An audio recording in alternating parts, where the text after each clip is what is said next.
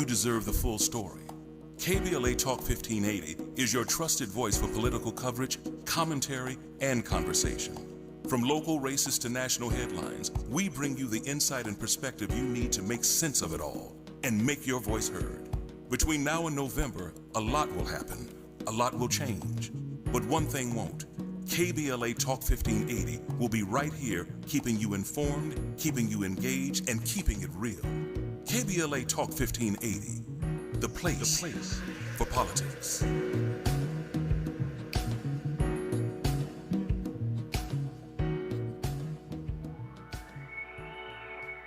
Hey Zo, I'm calling your show, 'cause I need to know. Show me which way to go before I throw my man out the door. Okay, hold on a second, Keisha.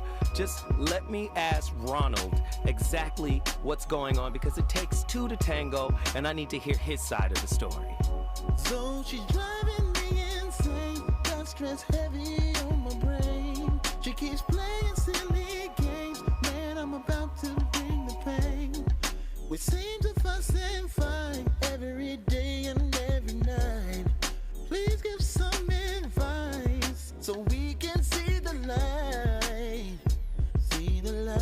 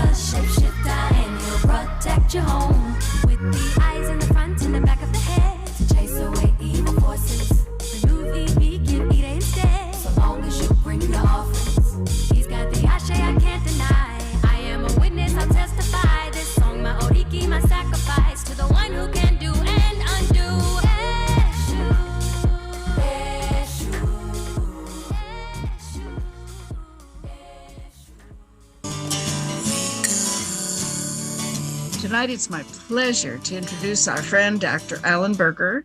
We're continuing our series of workshops on the theme of emotional sobriety. Dr. Berger will speak to our group on the first Monday of each month throughout this year, 2022. Tonight is the third part of his discussion of how we can apply the 12 essential insights for emotional sobriety to our recovery and growth in our programs. Dr. Berger will be talking about discerning our emotional dependency. And let me tell you a little about Alan.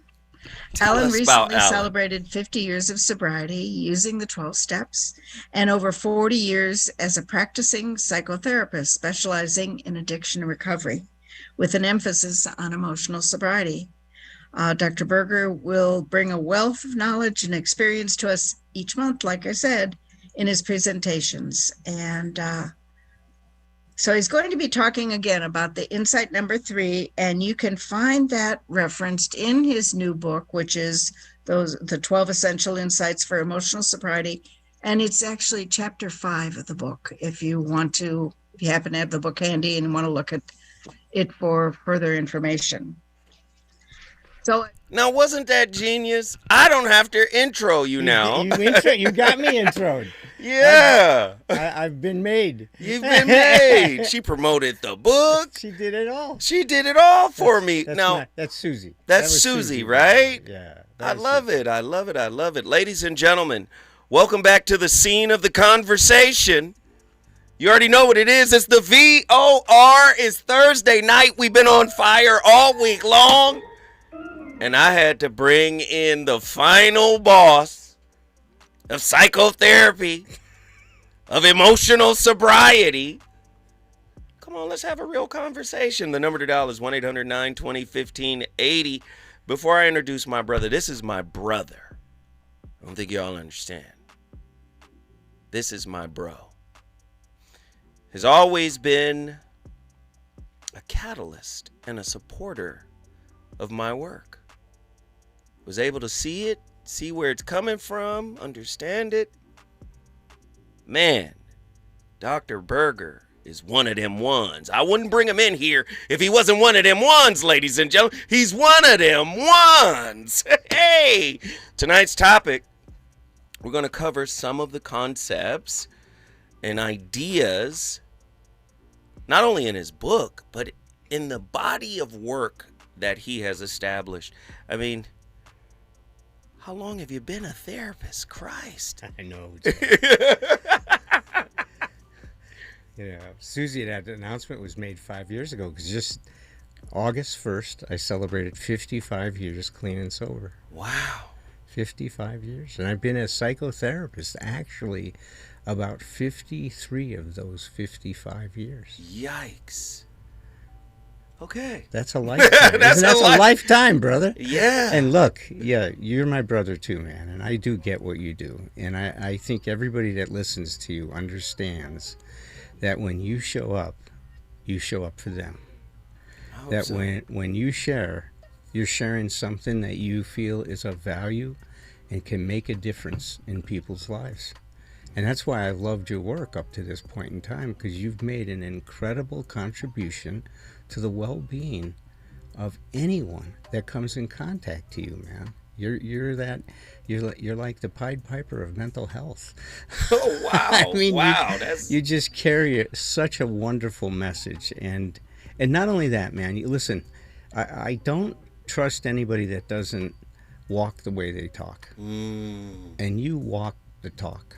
You walk the talk. You are this. The Zoe you guys here is the Zoe out there that's living his life, that's trying to show up, that's trying to figure things out, that hurts like you and I hurt, that it feels the pain that you and I feel, that struggles with the same issues.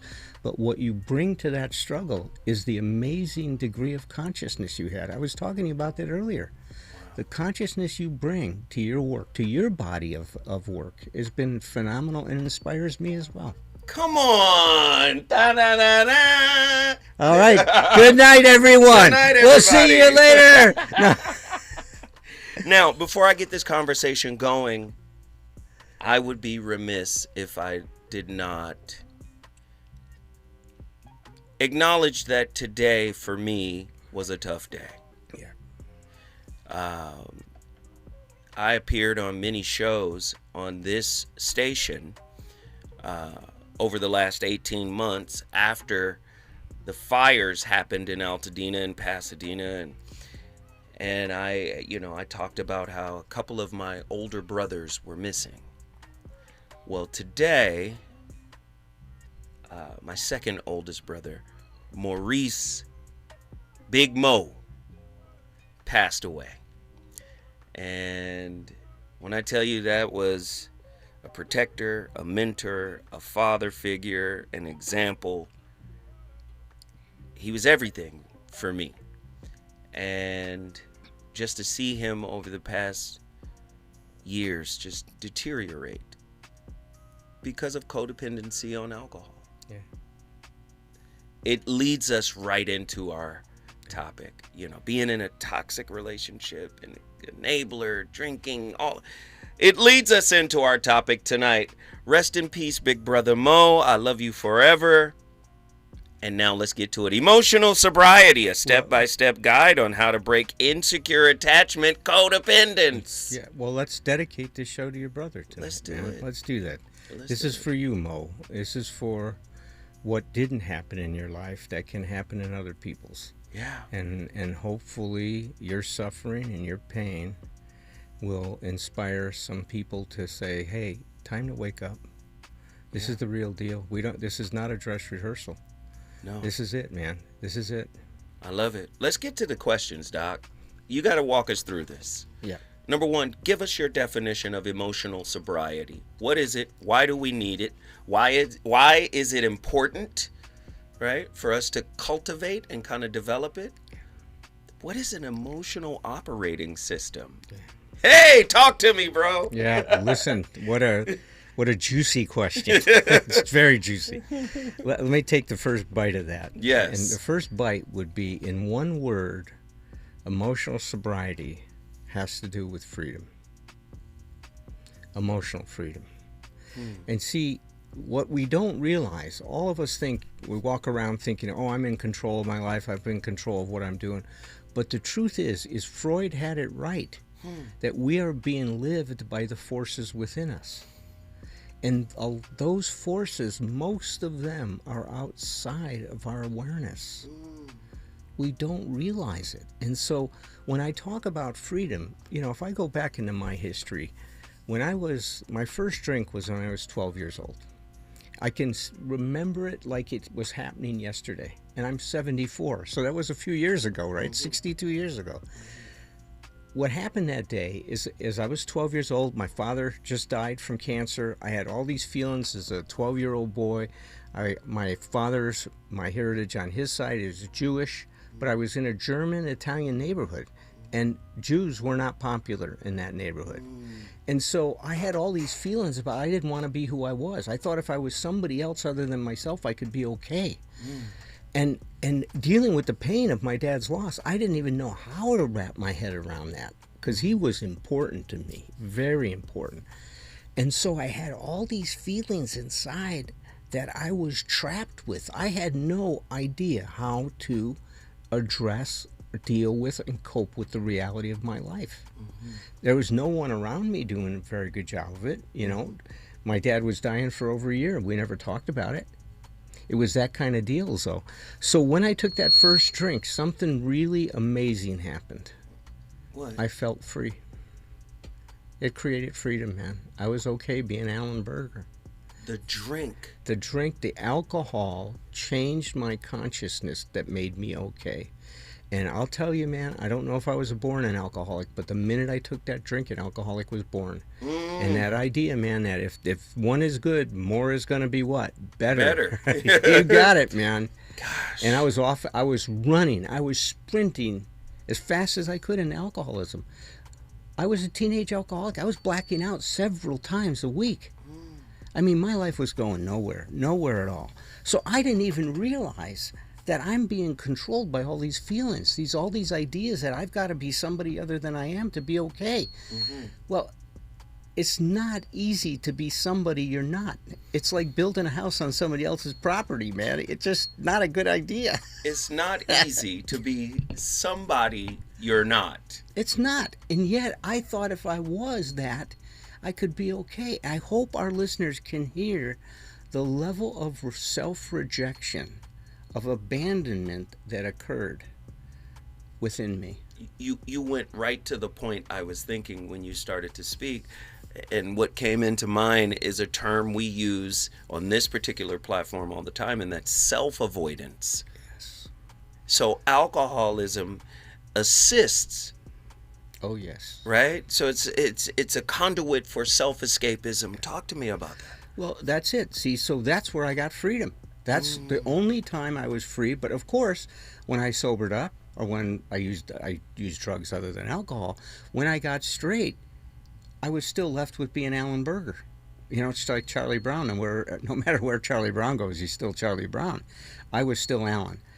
And when I was fortunate, man, I'm so grateful to this day to be helped by the United States Marine Corps. I got my Marine Corps hat on. You see that? So yes, I see it.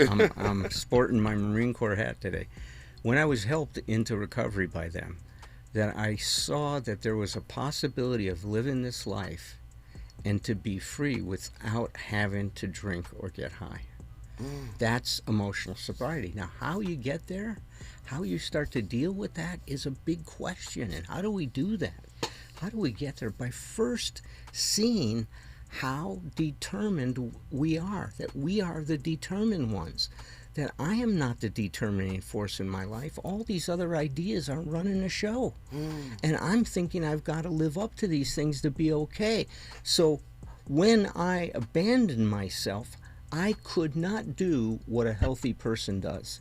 You see, a healthy person lives their life and they try to actualize who they really are. I dedicated myself to actualizing a concept of who I thought I should be. That's where the problem started, man. Are there other types of sobriety that we need to develop? There's emotional sobriety. You've already done a great job. Spiritual sobriety, I think, is important. And it goes hand in hand, I think, with emotional sobriety. But obviously, if you're addicted to alcohol and other drugs, you need physical sobriety first. We see that. If you don't break the bonds of that addiction, no matter how much help you get, you're going to get caught. You're caught. The addiction is holding you hostage. We are taken hostage. There's been so many studies of how the brain changes. And when it changes, man, all that you can think about, you become obsessed with getting high and getting drunk. So the person has an obsession. They have a physical compulsion. That's got to be broken. Once that's broken, then you can get on and start doing this other great work on your emotional sobriety, which I see is related to spiritual sobriety. I love that you mentioned spiritual sobriety, because the first thing that came to mind was spiritual bypassing. Oh, yeah. Right? Oftentimes we will use the verbiage, the terminology of spirituality as a means to escape. It's almost like a spiritual drink, just to get us through the difficult moment. And I think we're living in a time right now where internal resilience is at an all-time low. Yes. So how do we cultivate that? Yeah, that's a good point, man. It is at an all-time low because, see, nobody helps us learn how to deal with our feelings. It's an on-the-job training thing. And look, we do the best we can, but it's never enough. I mean, that's why my work, the book I wrote on 12 Essential Insights, the book you've got coming out soon, right? Yeah. I'm telling you, man, that's the information that we need to start raising our consciousness. And so I'm excited about this work, man. I've been doing it for a long time, and I'm as excited, if not more excited about it today, because I see people getting free. When you see somebody get free, man, they're standing on the top of the mountain and they're shouting, "I'm free, free at last, free at last. Lord Almighty, I am free at last." There it is. I understood why he said that, man. Yeah. And I see people in recovery experiencing that same thing. So I was talking all week long to the point that you're making right now.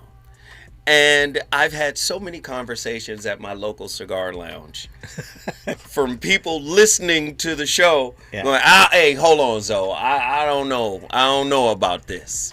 But when we come forward, I'm going to bring this concept to you because you're talking about freedom. I got to share this with you. When we come forward, more from the VOR.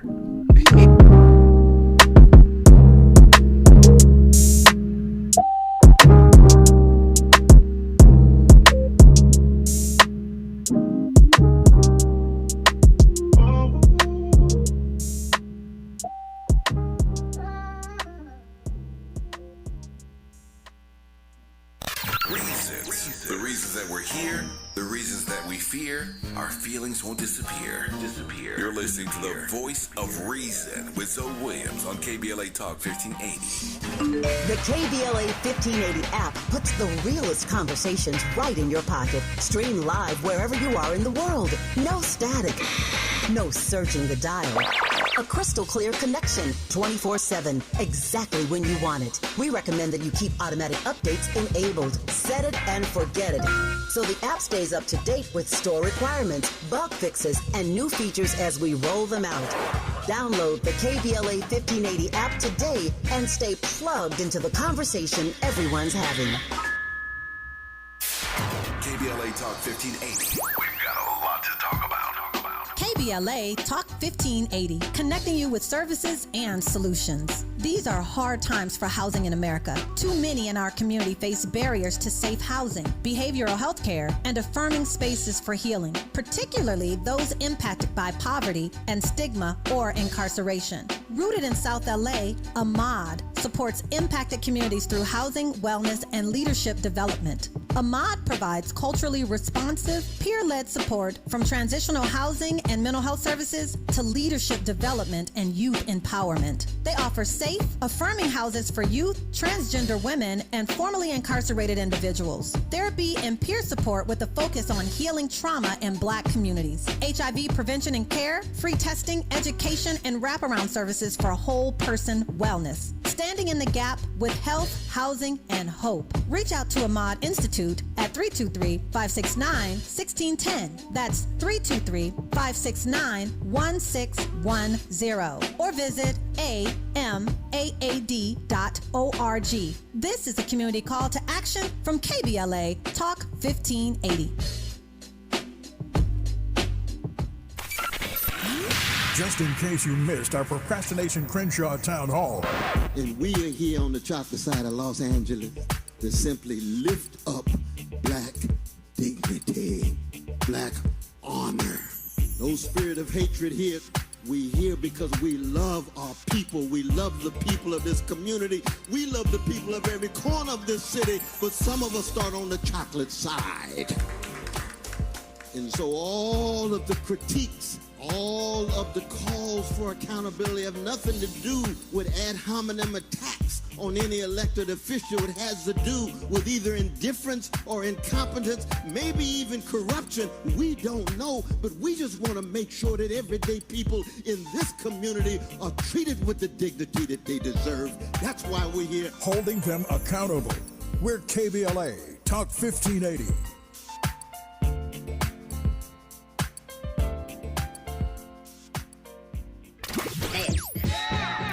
You want some more? It's the voice of reason with Zoe Williams on KBLA Talk 1580.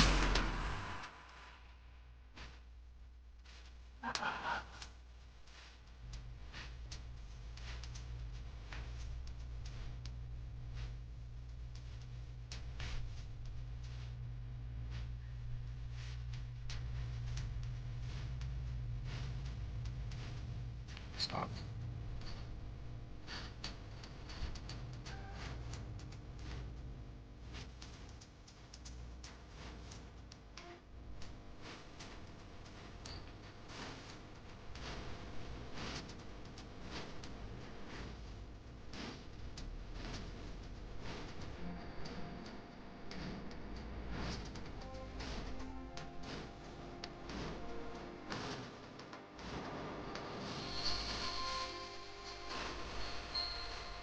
Yeah.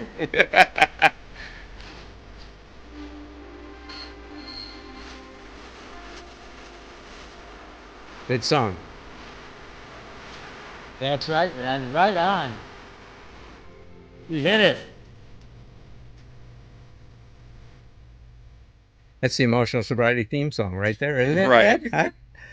Hey guys, I'm Heidi Prieb. Welcome back to my channel, or welcome if this is your first time here. Today on this channel, we are talking about what I kind of think of as the cardinal error of those who veer anxious on the attachment spectrum.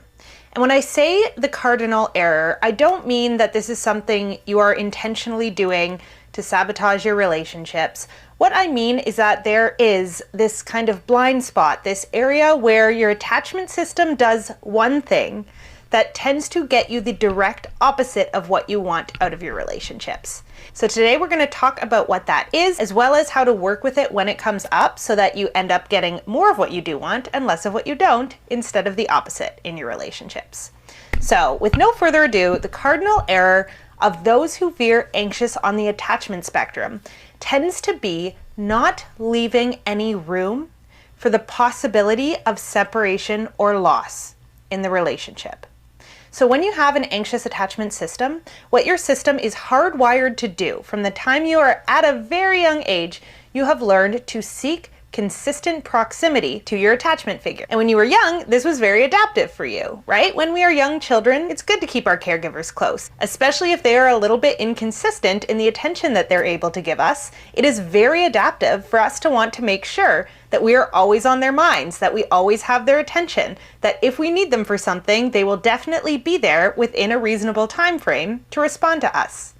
However, what often happens when you grow up with an anxious attachment style is that you don't learn to change those rules when you get into a romantic relationship as an adult. Adult romantic... Let's get her out of here. I love her.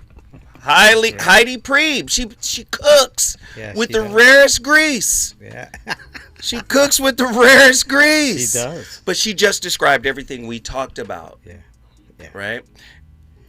She talked about it, the attachment system that you develop when you have an inconsistent caregiver, right? And we don't turn that off. Yeah. Do we become attachment-aholics?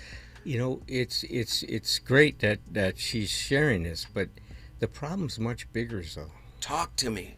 See, the attachment is to the idea that I'd be okay if. It doesn't just relate to people, man. I'm okay if I get that job. I'm okay if Susie Valinsky would have liked me in the 3rd grade. I would have been okay. I'd be okay if I got that grade on the paper I was hoping I'd get. I'd be okay if I had that car I wanted. I'd be okay if I had people respect me the way I want to be respected. This is big. See, so what people have done is they focus this attachment styles on a person, but it's not on a person, it's on a consciousness. It's a consciousness that attaches itself to things, and these things have to be a certain way for us to be okay. I'd be okay if. You got it, man. That's the problem. And you see, that's where we lose our freedom. If I'm okay if that means I am so dependent, we call it, I'm looking for the environment to support me. External. Yes, it's an external focus.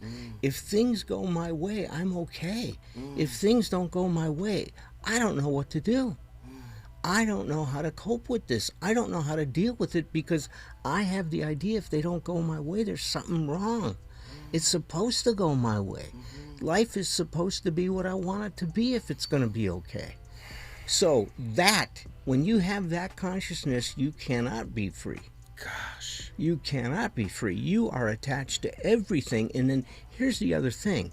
See, there's 2 forces in our culture. And you could rap on these, I know, for a lot. And need to talk maybe about what that shows up in different communities, right? But one is, it's all about me. In our culture, we promote a narcissism. There's no question. We believe in personal importance. There's a great side to that, and there's a very, very destructive side to that. Because it means that when I'm looking at things, I am looking at what we call a reflection of me. Come on. You got 20 seconds, bring it home. I'm looking at a reflection of me, so I take it all personally. If you don't do what I want you to do, it means you don't care about me. Or if you talk to me a certain way, I get offended. How dare you? Don't you know who I am? Right? That kind of thing. How could you talk to me that? If you loved me, you wouldn't do that. Listen, the stove is getting hot, ladies and gentlemen. The grease is bubbling. We about to drop this fish in. Listen, when we come forward, more from the VOR. The fire's just getting lit.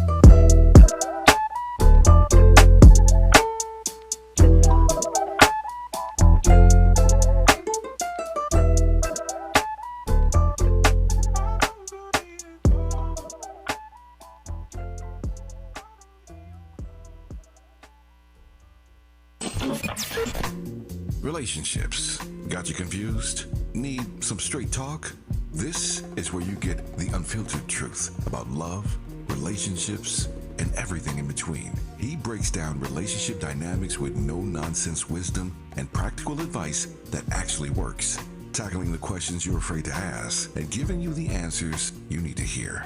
You're inside the Voice of Reason with Zoe Williams on KBLA Talk 1580.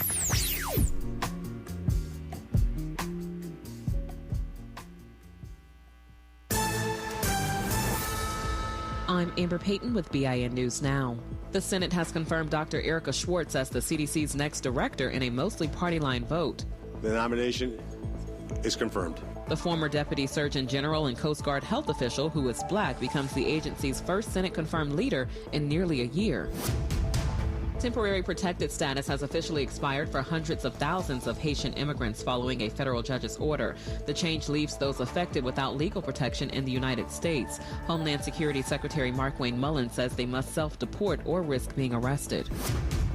And Morgan State University has been ranked the fourth best public HBCU in the nation by Forbes. The rankings consider graduation and retention rates, alumni earnings, and return on investment. The magazine also highlighted Morgan State's programs in artificial intelligence, cybersecurity, journalism, and applied neuroscience. Get BIN News Now on demand 24/7 on the iHeartRadio app.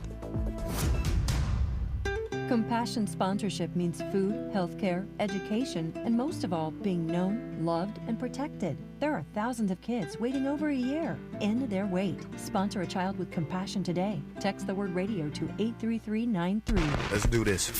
We're heading into one of the most important election seasons in a generation. And with so much on the line, your healthcare, your economy, your neighborhood, you deserve more than sound bites. You deserve the full story. KBLA Talk 1580 is your trusted voice for political coverage, commentary, and conversation. From local races to national headlines, we bring you the insight and perspective you need to make sense of it all and make your voice heard. Between now and November, a lot will happen, a lot will change. But one thing won't. KBLA Talk 1580 will be right here, keeping you informed, keeping you engaged, and keeping it real. KBLA Talk 1580. The place for politics.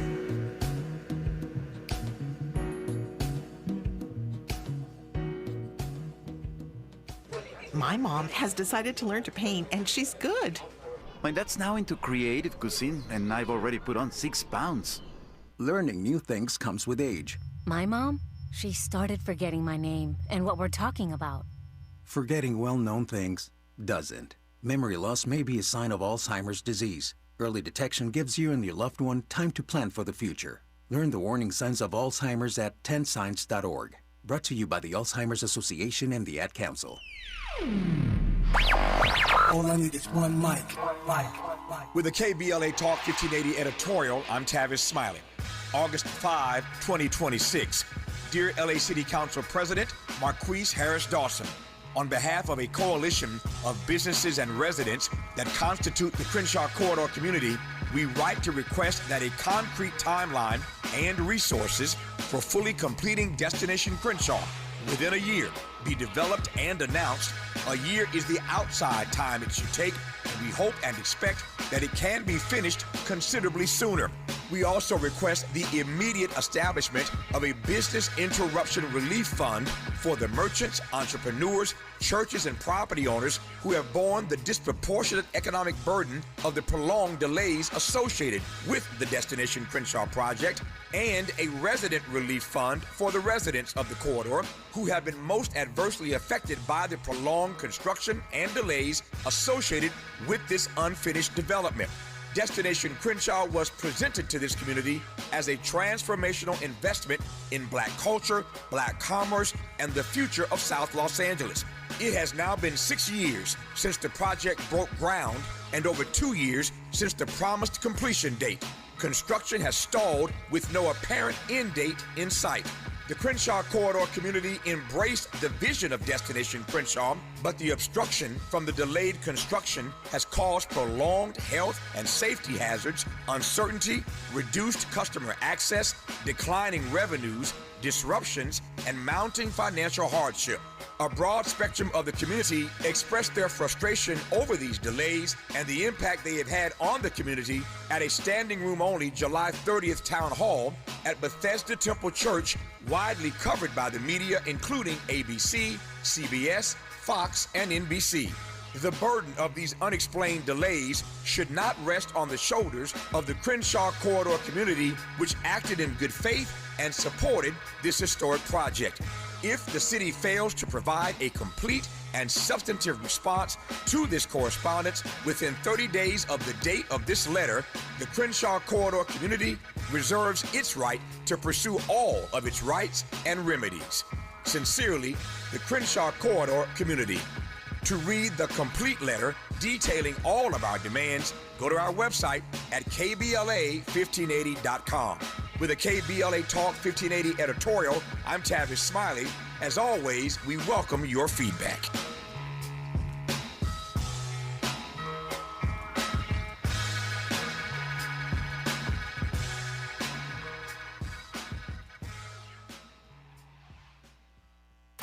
You're listening to the Voice of Reason with Zoe Williams.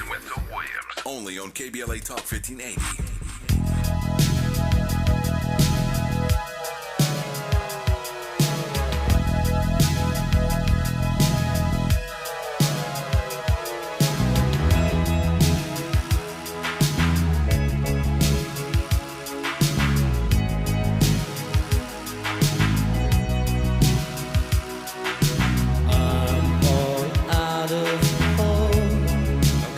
Wait, you gotta stop this, Anna. I'm sorry.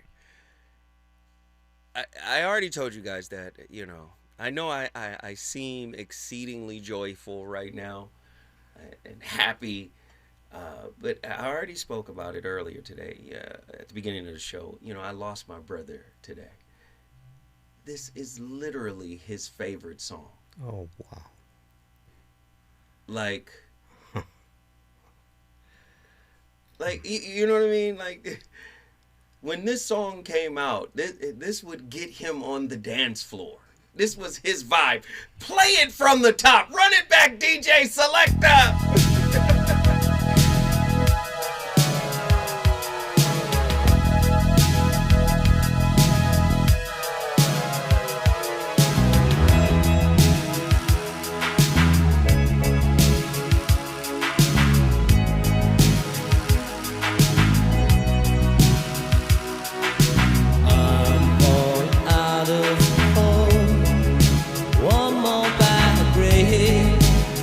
Could bring a fall when I'm far from home. Go call me on the phone to tell me your love. It's easy to deceive, it's easy to deal, but hard to get released.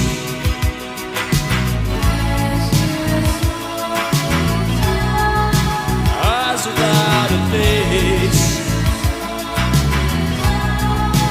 eyes without a face,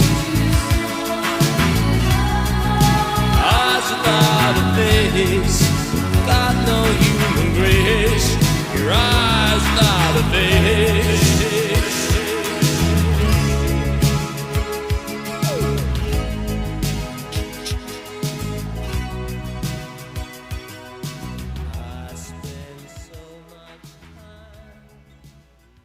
Hi, I'm Russ Rosenberg. Welcome to my latest YouTube video and podcast. Today I'm going to step backwards just a little bit. I'm going to talk about the term self-love deficit disorder. Why 8 years ago did I make that term so important to the world, to my life, to me? Why was I so convinced that the word codependency, the term, the understanding of it, the treatment of it, why was I so convinced that we had to replace it with another term? Well, this is what this video or podcast is going to be about. I want to go all the way back, my psychotherapy origins. I started in the psychotherapy field 1988, almost 37 years ago. My first job required me to do a little bit of anything and everything without quite knowing what I was doing. Unfortunately, that's the plight of many new psychotherapists. We learn on the job. Little did I know I was going to be working with codependents. I didn't really know what codependency was, but I started to notice a pattern with some of my clients. They were beaten down, they were weakened, they were sad, they were lonely, and complained about a partner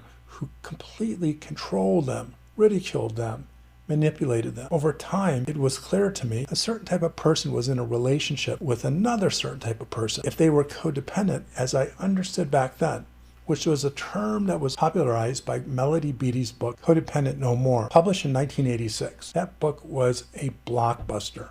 It was the first book to talk about codependency, or what some people call codependence. Before it, there wasn't anything out there that quite said exactly what this codependence or codependency thing is. And she borrowed all of her knowledge from all the people that preceded her, mainly people in the 12-step treatment industry, the mental health industry. There wasn't really a lot of information out there on this codependency thing, but it was all I had to work with. I started going to workshops. I remember being profoundly impacted by the work of Terry Kellogg, John Friel, among others. So it became clear that codependents were people that were passive, compliant, they took care of other people, they always fell victim to a certain type of person that could manipulate them, get into their head, keep them from leaving, convince them that they are loved, convince them that they love them. So began my career working with codependents, and I worked with them off and on for the next 15 years. But over time, I became more and more frustrated with the term codependency, codependent, codependence. I didn't like the word at all. I hated it. I know that's a strong term, but I did. In 2011, I was hired by a company, the biggest company in the United States that specifically trains counselors and psychotherapists. They contacted me and asked me to do a training on codependence and what they called emotional manipulators. I was ecstatic. I had been trying to get a good job in the professional training field for quite a while, and they were the best. But I had to do it on a title that they absolutely required me to do.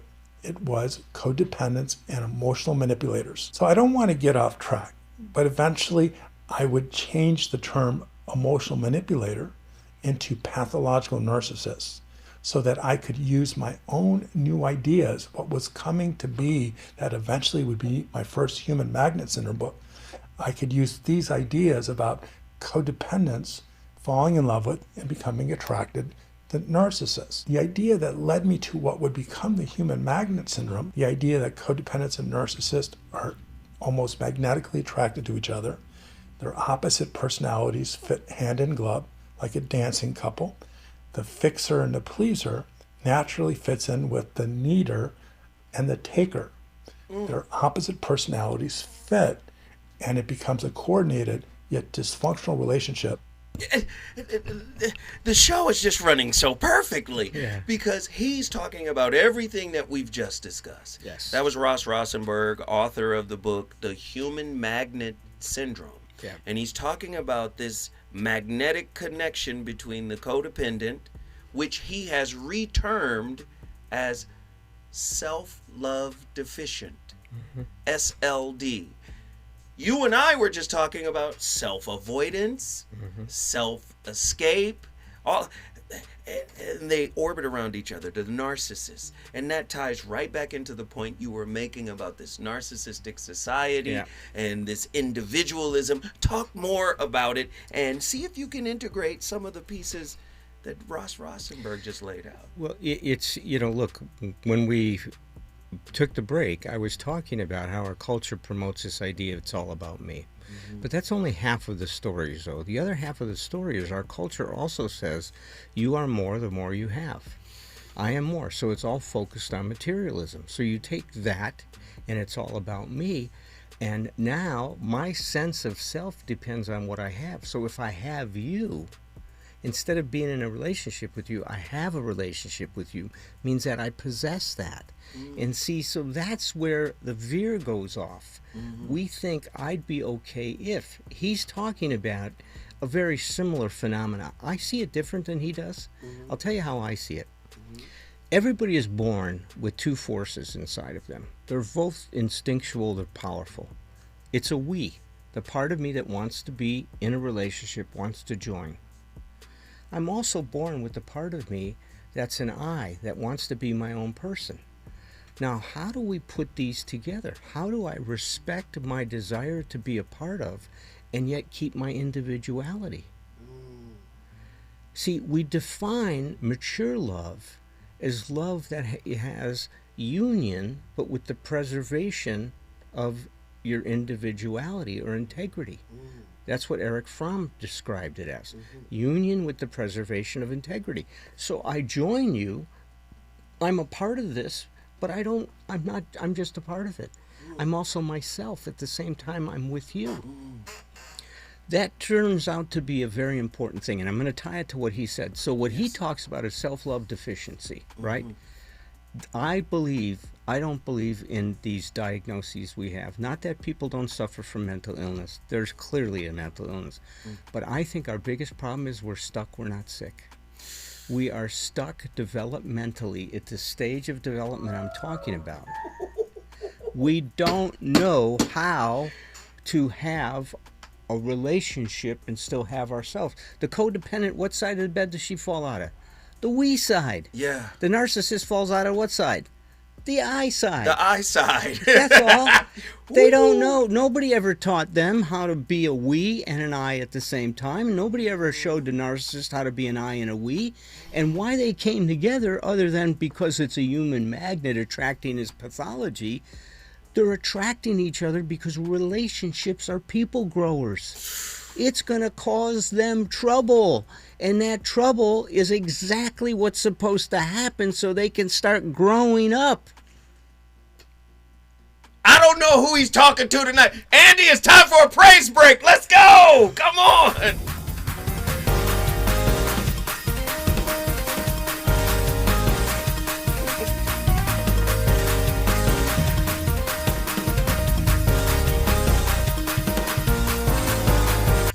Ladies and gentlemen, you're listening to the VOR. Listen, when we come forward, we gonna keep cooking. Let's go.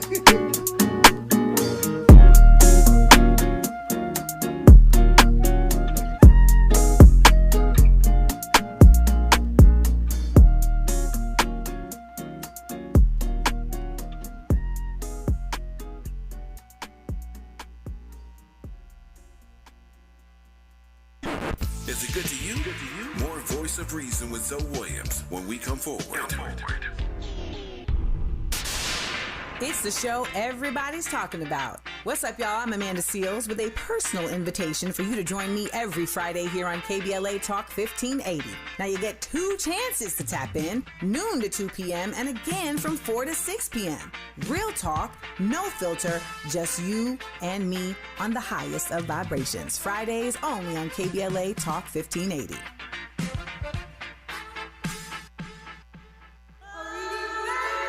Let's begin now. Are you looking for quality child care? If you are, boy, do I have the place for you. Holy Trinity Child Care Center in the City of Champions is where your little ones become big thinkers. Music that makes their little hearts shine, as well as dietitian-made meals every day. I guess it's safe to say your babies will be well-fed as well as well-led. We accept bundles of joy from 18 months to 5 years old. Subsidies are accepted, and we're just minutes from the legendary SoFi Stadium. Miss Shepard's team at 9300 Crenshaw Boulevard is now enrolling. All you got to do is call 323-757-4850 or visit HolyTrinityCCC.com. At Holy Trinity, we champion your child's heart, mind, and spirit every single day. Hear that? That's the sound of your life. Perfectly imperfect. Beating in rhythm to the world you've created. But every time you drive after drinking, the music gets drowned out. Your life sounds pretty great. Don't let a buzz ruin it. Buzz driving is drunk driving. Don't drive buzzed. A message from Nitsa and the Ad Council. Just in case you missed our Procrastination Crenshaw Town Hall. While Gavin was telling the story about the mural at LAX, I kid you not, Gavin, somebody just texted me a photo of it. See, this is unacceptable. That inside of LAX, they have a mural.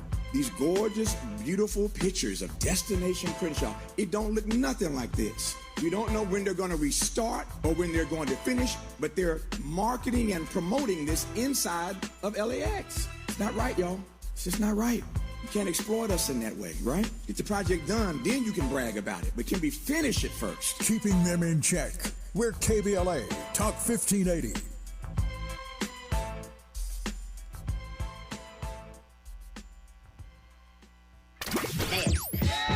You know you Want some more? It's the voice of reason with Zoe Williams on KBLA Talk 1580.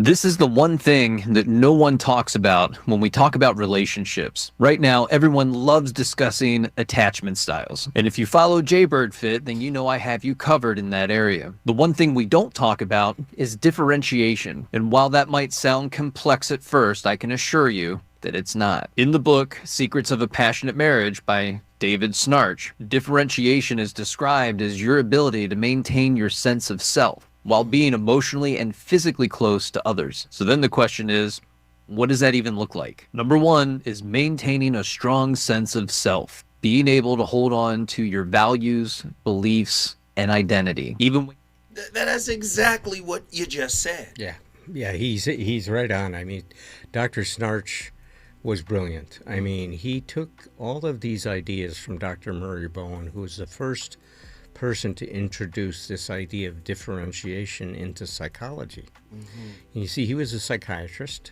a medical doctor, and he didn't go along with what Freud was saying. He thought Freud was off, that it's not all about sex. He thought that what happens is that there's a force that's in nature that grows us a certain way. And it grows us in the direction of becoming what we can be. And that force was a force called differentiation, so that each cell has the ability to obviously become what it can be. If its genetic DNA and genetic programming unfolds itself, it'll grow into, let's say it was going to be an eye, it'll grow into your eye in a most beautiful way, right? But if that cell, it goes through stages. So when it hits the final stages, it's differentiated. It's an eye. But if you take that cell earlier on and you move it, let's say, from a fetus's eye socket to the cheek, what happens is something incredible. Instead of a third eye growing here, that cell will pick up all of the DNA programming from the other cells and change who it is. It's a codependent cell. Oh my God, we found it. Wow. It's a codependent cell. It now lost who its true nature is because it hadn't formed the self that I don't know who that was talking about. So Bowen saw that and he says that applies to families. If families are healthy, they grow each individual to become who you can be and encourage you to be your own person. But now listen to this example, Zoe, in terms of what goes wrong. You know, I got a little girl, 8 years old. She's Cece, right? And she comes home, 2nd grade. Daddy, look at what I did in school today, right? Now, I'm taught to be a good father. So what's my first response?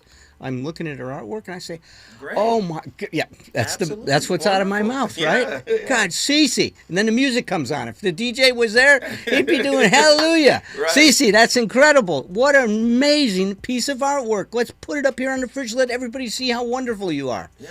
She goes back to school tomorrow, and what is she thinking? I'm going to do something else.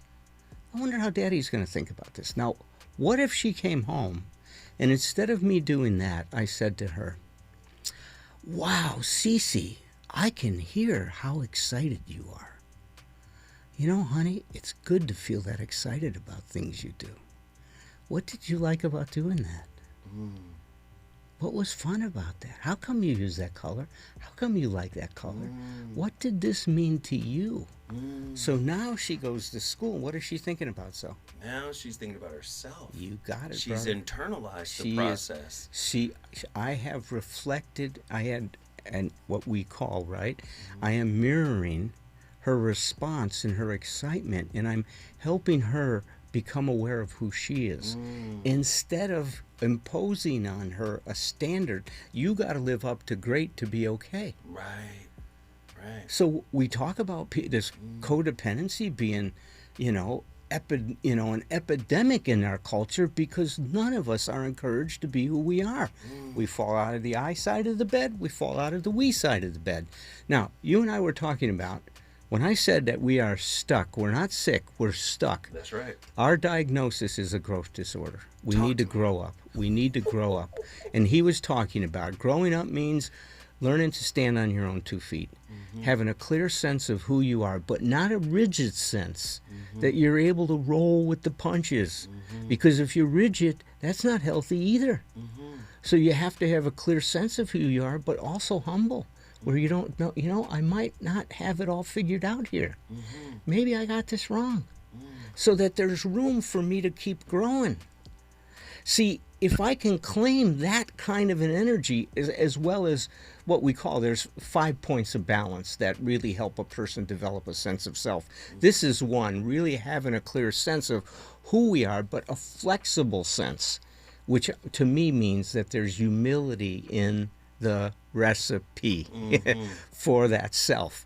Nobody talks about humility in psychology. I don't know why, but it's such an important thing. Recovery people talk about it all the time. Right. But you don't hear much, do you? You hear a book on any psychologist coming out and saying, hey, let's talk about the value of humility? No. It's incredibly important. Right. Because it gets rid of the what? It's all about me. The narcissist piece. That's the antidote to narcissism, is some humility that it's not all about me, and I don't need things to be better. I need to learn how to get better and cope with what's going on instead of demanding everything be the way I think it should be. Come on. So we have a growth disorder. That's it, man. And the growth disorder is basically rooted in the construct of I need to stay the same. I need to refine what I already know. I can't step outside of the pattern. It's all about me, and I need to have things to be okay. I need to have my way to be okay. I need to have life is supposed to be what it is, and when life does what I want it to do, I'll be okay. That's where we're stuck. And you see kids do that. Yeah. They want it their way. They can't deal with when it doesn't go away. They throw a fit. But you're right on point, because I'm saying the adult that we're dealing with in adult relationships are still the kid. They are. They haven't. We haven't grown up. We're stuck. We got a growth disorder, man. We're growth disorder. King baby, queen baby, that kind of stuff, King man. baby, queen baby. Ladies and gentlemen, oh, the voice of reason is on complete fire tonight. Y'all didn't think I was going to bring another heavy hitter in the building right after Precious? Oh, God. This whole week has been on complete fire. Listen, there's a whole nother hour. We got Dr. Alan Berger, author of Emotional Sobriety. If you don't go out and get that book right now, everybody go get that book. Ladies and gentlemen, the voice of reason will see you on the other side.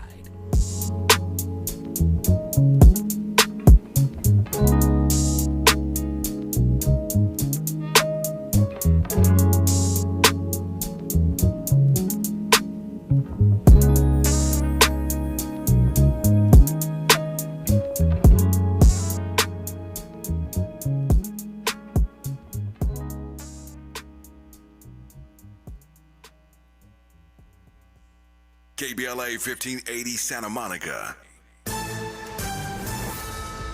I'm Amber Payton with BIN News Now. The Senate has confirmed Dr. Erica Schwartz as the CDC's next director in a mostly party-line vote. The nomination is confirmed. The former Deputy Surgeon General and Coast Guard health official, who is black, becomes the agency's first Senate-confirmed leader in nearly a year. Temporary protected status has officially expired